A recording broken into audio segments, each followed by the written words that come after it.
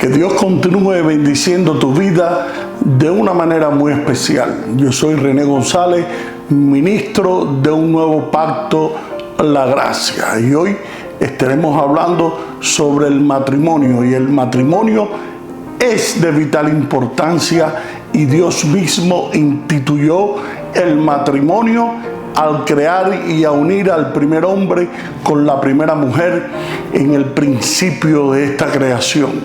Y creó Dios al hombre a su imagen, y a imagen de Dios lo creó, varón y hembra los creó. Y dijo Jehová Dios: no es bueno que el hombre esté solo, le haré ayuda idónea para él, y de la costilla que Jehová Dios tomó del hombre, hizo la mujer y se la presentó al hombre. Dijo entonces Adán: esto es ahora hueso de mis huesos y carne de mi carne. Esta será llamada varona, porque del varón fue tomada. Lamentablemente, en el mundo actual, la institución matrimonial está en una profunda crisis. Recientes estudios indican que alrededor de un tercio de la población mundial que están casados o lo han estado, también se han divorciado por lo menos una vez. Entre los creyentes evangélicos se informa que 26% son personas divorciadas. El primer propósito de Dios de crear al hombre y a la mujer y unirlos en matrimonio fue para reflejar su imagen en el planeta Tierra. Preste mucha atención a esas palabras, a su semejanza. La palabra en hebreo significa espejo, significa reflejar a Dios, magnificarlo, exaltarlo y glorificarlo a Él a través de la unión del hombre y la mujer. Su matrimonio debería reflejar la imagen de Dios en este mundo que tanto necesita ver quién es Él y cómo somos creados a la imagen de Dios. La gente que no sabe quién es Dios, con tan solo mirarnos, puede conocerlo a Él a través de nosotros. El segundo propósito, las Escrituras claramente señalan un segundo propósito para el matrimonio: el completarse mutuamente. Por eso dijo Dios: no es bueno que el hombre esté solo, le haré ayuda idónea para él. Eso lo podemos ver en Génesis capítulo 2, versículo 18. Y así como la mujer es la ayuda idónea para el hombre, lo es el hombre para ella. Nosotros necesitamos el uno del otro. Eso lo reconocemos ahora. Pero si usted construye su matrimonio de acuerdo a los planos de Dios, a medida que los años pasan, usted realmente apreciará lo ingenuoso de cómo Dios creó el compañero o la compañera ideal para usted. El tercer propósito es multiplicar un legado de Dios, una línea de descendientes cristianos. En este caso, sus hijos llevarán un reflejo del carácter de Dios a la siguiente próxima generación. Sus planes de tener hijos pueden que estar todavía para un futuro, pero si Él le da un hijo, usted tendrá una maravillosa aventura. Los planes originales de Dios llaman a que los hogares sean una clase de invernadero, un lugar acogedor en donde los niños crezcan aprendiendo principios morales, valores humanos e integridad.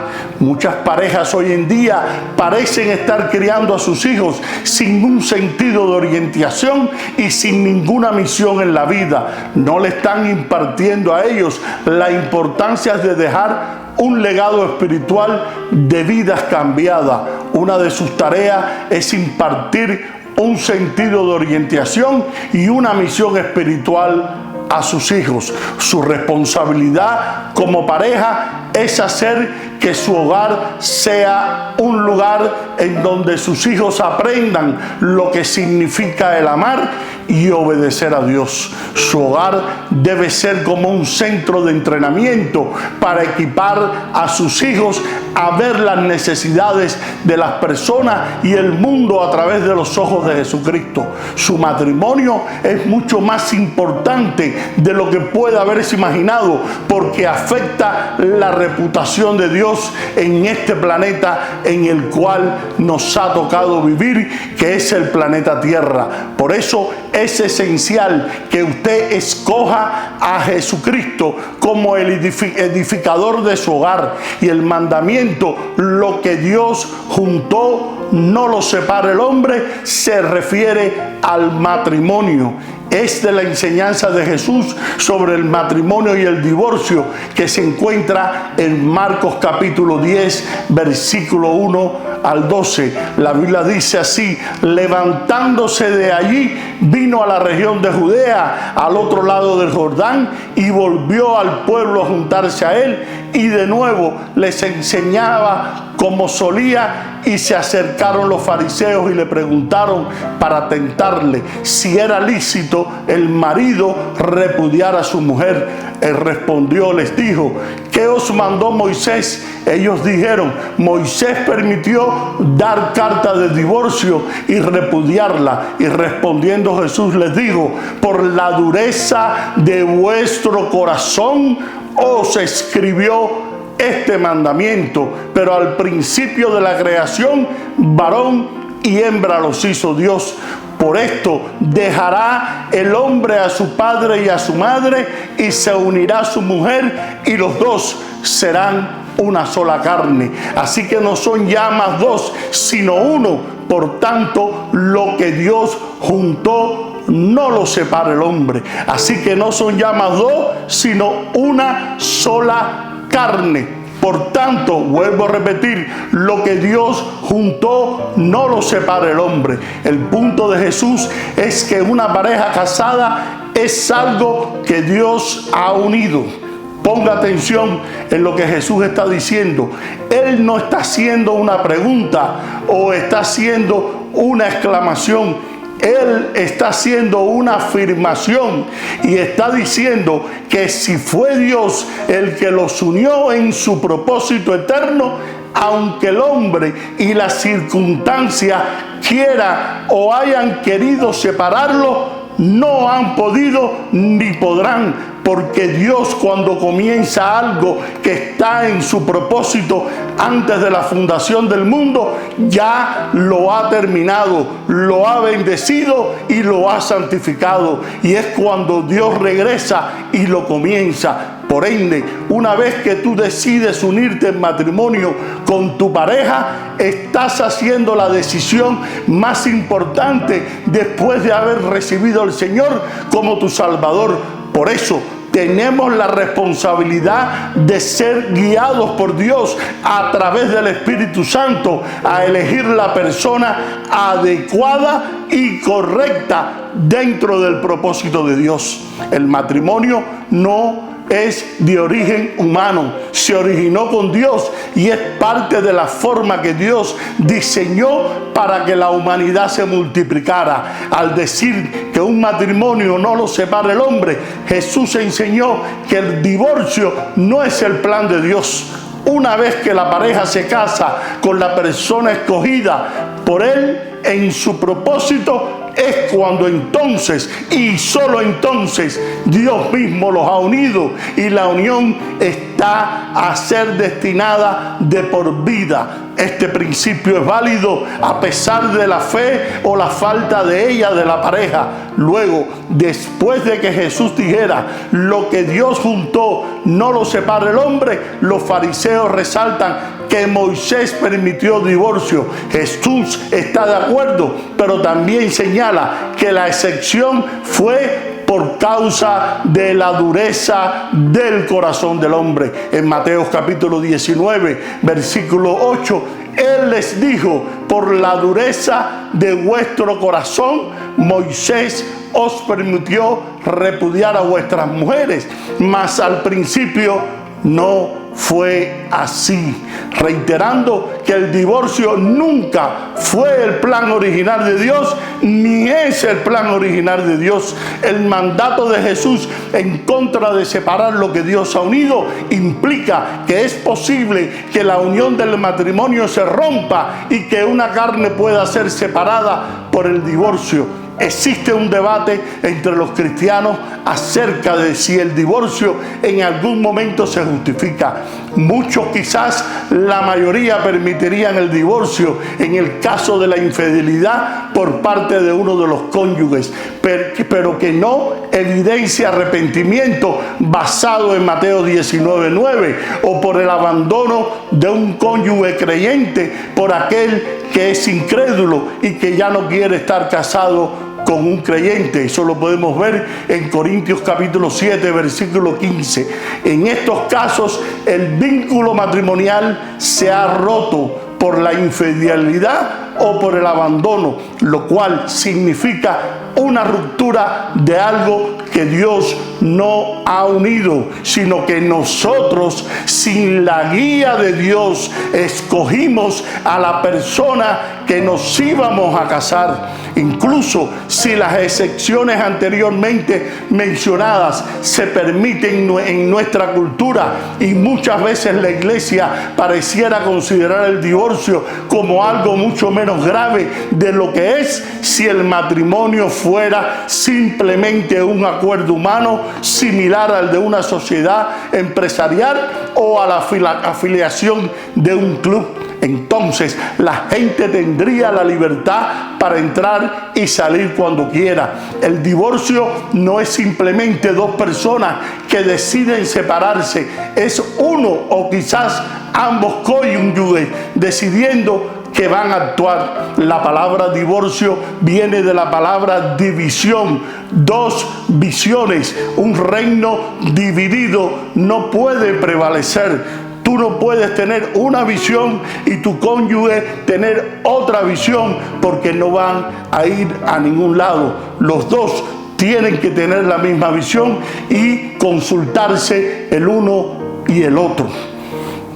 Y se acercaron los fariseos y le preguntaron para tentarle si era lícito al marido repudiar a su mujer. Y él le respondió y les dijo: ¿qué os mandó Moisés? Ellos dijeron: Moisés permitió dar carta de divorcio y repudiarla. Y respondiendo Jesús les dijo: por la dureza de vuestro corazón os escribió este mandamiento, pero al principio de la creación, varón y hembra los hizo Dios. Por esto dejará el hombre a su padre y a su madre, y se unirá a su mujer, y los dos serán una sola carne. Así que ya no son más dos, sino uno. Por tanto, lo que Dios juntó, no lo separa el hombre. Ahora notemos lo que Jesús les dice: por la dureza de vuestro corazón Moisés escribió este mandamiento. Y mira lo que nos enseña en Proverbios capítulo 19, versículo 21. Muchos pensamientos hay en el corazón del hombre, mas el consejo de Jehová permanecerá. Que Dios nos quiere decir que nosotros hacemos muchos planes y escogemos al cónyuge con el cual nos quisiéramos casar. Pero mira lo que dice Dios en el libro de Proverbios 16, capítulo 1 al 3. Los planes son del hombre, la palabra final la tiene el Señor. Al hombre le parece bueno todo lo que hace, pero el Señor es quien juzga las intenciones. Pon tus actos en las manos del Señor y tus planes se realizarán. Al hombre le toca hacer planes y al Señor dirigir sus pasos. Si tú has escogido a la pareja que decidiste casar sin tener la guía del Señor, entonces fueron tus planes, no fueron los planes de Dios. Razones por las cuales no debes apresurarte para el matrimonio. En cuanto a las cosas de que me escribiste, bueno le sería al hombre no tocar mujer, pero a causa de las fornicaciones, cada uno tenga su propia mujer y cada uno tenga su propio marido. En cuanto a las cosas que me escribiste, en el capítulo 7 comienza una sección de Pablo y trata con preguntas específicas hechas a él en una carta por los cristianos de Corintio.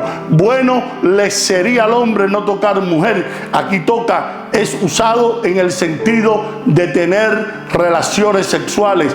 Esta fue probablemente una afirmación hecha por los corintios cristianos, quienes estaban pidiendo a Pablo que estuviera de acuerdo. Pablo estará de acuerdo con la afirmación, pero no sin reserva. El pero del versículo 2, porque los corintios sugerían celibato completo, que es lo que quiere decir por al hombre no tocar mujer. Ellos probablemente pensaron que si la inmoralidad sexual era un peligro tan grande, entonces uno mismo podría ser más puro mediante el abstenerse del sexo por completo y aún en el matrimonio.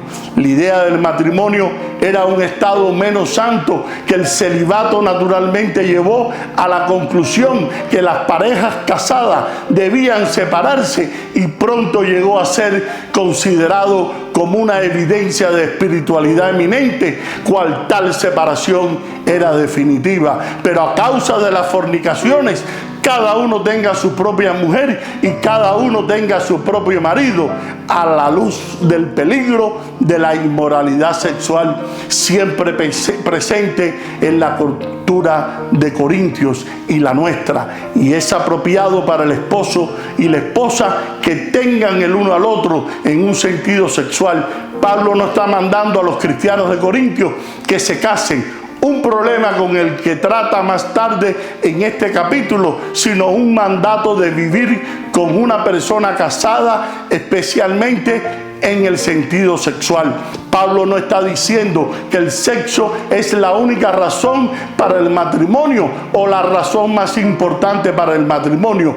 Pablo está simplemente respondiendo sus preguntas específicas acerca del matrimonio. No está tratando de dar una teología completa del matrimonio. En 1 Corintios 7, versículos 7 al 9, quisiera más bien que todos los hombres fuesen como yo, pero cada uno tiene su propio don de Dios, y uno a la verdad de un modo y otro de otro. Digo pues a los solteros y a las viudas que bueno les fuera quedarse como yo, pero si no tienen don de continencia, cásense, pues mejor es casarse que estarse quemando. Pablo reconoce los beneficios de la soltería, pero también del matrimonio, todo de acuerdo con los dones de Dios. Quisiera más bien que todos los hombres fuesen como yo, dice el apóstol Pablo, pero cada uno tiene su propio don de Dios, uno a la verdad de un modo y otro de otro. Digo pues a los solteros y a las viudas que bueno les fuera quedarse como yo, pero si no tienen don de continencia, cásense, pues mejor es casarse que estarse quemando. Quisiera más bien que todos los hombres fuesen como yo. Cada uno tiene su propio don de Dios. Aunque Pablo sabía que la soltería era buena para él, él no se lo imponía a nadie. El entendimiento de Pablo de que el estado de soltero puede ser un don es especialmente impactante cuando consideramos el trasfondo judío de Pablo mismo en la iglesia primitiva. Era considerado un pecado para un hombre judío el estar soltero. Entre los judíos el matrimonio no era una cosa que se consideraba indiferente o a su propio juicio si se escogía o rechazaba, sino un mandamiento obligatorio. Está prohibido para un hombre estar sin esposa, porque está escrito: no es bueno que el hombre esté solo. Mientras Pablo reconoce que algunos son dotados para el matrimonio y algunos son dotados para el estado de soltería, nadie está dotado para la inmoralidad sexual. El casado debe vivir fielmente a su esposa y el soltero debe vivir en celibato. Si no tiene el don de continencia, cásense. La recomendación de Pablo de casarse en estos casos no está basada en si el matrimonio es o menos espiritual, sino en asuntos muy prácticos, especialmente relevantes en esa época. Una relación sexual de Dios dentro del pacto del matrimonio es el plan de Dios para satisfacer nuestras necesidades sexuales. Pablo no está hablando acerca de lo que consideramos tentación sexual normal. Una cosa es quemarse y otra es sentir calor. Lo que Pablo llama a quemarse aquí no es solo una ligera sensación, sino estar en llamas de pasión que no lo puedes controlar. Al mismo tiempo, si alguien tiene un problema con lujuria o pecado sexual, no deberían pensar en casarse automáticamente, que va a resolver sus problemas, sino muchos cristianos se han entristecido al ver que su deseo por otras mujeres no desaparece mágicamente a medida que se casaron. Una de las razones por las que he enfatizado tanto el significado principal del matrimonio en este programa es que el significado del matrimonio es tal que los seres humanos no pueden legalmente romperlo. El significado principal del matrimonio es la representación del pacto de amor entre Cristo y su iglesia para vivir esta verdad y mostrar esta verdad. Es lo que significa en lo más profundo el estar casado. Es la razón principal por la que existe el matrimonio. Hay otras razones, pero esta es la principal. Por lo tanto, si Cristo abandonara y descartara a su iglesia, un hombre podría divorciarse de su esposa. Y si la iglesia comprada con precio de sangre bajo el nuevo pacto alguna vez deja de ser la esposa de Cristo, entonces una mujer puede legítimamente divorciarse de su esposo. Pero mientras Cristo mantenga su pacto con su esposa, la iglesia, y mientras la iglesia por la gracia se mantenga como la gente escogida por Jesucristo, entonces el significado del matrimonio incluirá lo que Dios unió. Solo Dios lo puede separar, no el hombre. Luego Jesús saca la conclusión del final del versículo 9: no lo separe el hombre. La palabra traducida como hombre aquí, no lo separe el hombre, no es la palabra para varón comparado con mujer, sino la palabra para ser humano comparado con divino.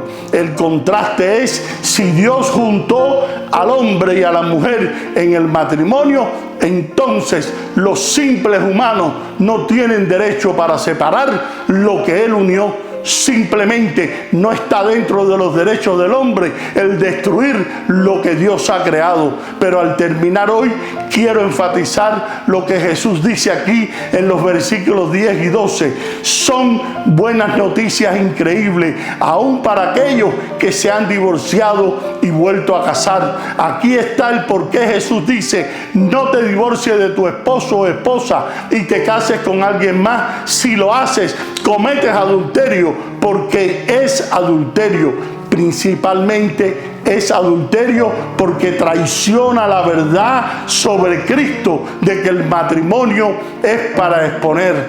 Jesús nunca le hace eso a su esposa. La iglesia nunca la rechaza, nunca la abandona, nunca abusa de ella. Siempre la ama, siempre la trae de regreso cuando ella se aleja. Siempre es paciente con ella, siempre cuida de ella, provee para ella y la protege. Ahora, encontrar el propósito de Dios para tu vida es vital, pero dentro del matrimonio se hace mucho más complejo y necesario. No podemos modelar un matrimonio sin base firme en Dios. Solamente quien transforma nuestros pensamientos, nuestro ser interior, para poder entender sus planes y propósitos. Fuera de Él, nada somos. Y espero que esta enseñanza te haya sido de gran bendición para tu ser interior y la puedas poner en práctica en tu diario caminar en el Señor. Y ahora queremos pedirte que si estas enseñanzas han sido de bendición para tu vida, te exhortamos a suscribirte a este canal y que nos compartas en tus redes sociales. Acuérdate, con el único propósito para que la palabra revelada corra y sea glorificada. Y ahora me despido hasta una próxima ocasión. Bendiciones y gracias por tu sintonía.